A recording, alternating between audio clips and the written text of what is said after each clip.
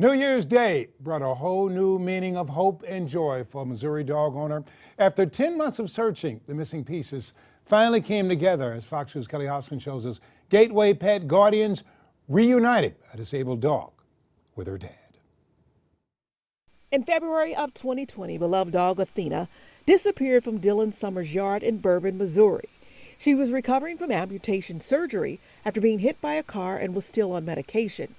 Dylan was devastated when she disappeared. My friend Derek, he messaged me and said, "What happened to your dog?" And I told him that she was stolen or lost. After 10 months of searching for a sweet dog, Dylan had decided to move on and started looking for a new dog to adopt when suddenly he saw Athena's photo on the list of adoptable dogs on the website of the Gateway Pet Guardians, which is over an hour drive from his home. And when I saw her, I knew immediately because she had her leg amputated, obviously.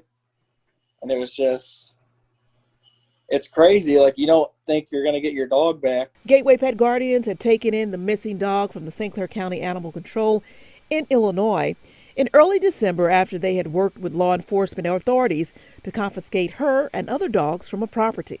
The person who had her on their property was actually in some pretty serious legal trouble.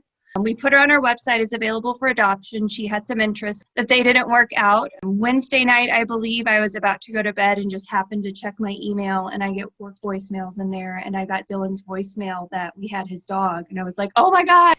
On January the 1st, 2021, the staff and Athena's foster family celebrated New Year's Day in a heartwarming fashion by reuniting Athena with her long-lost dad.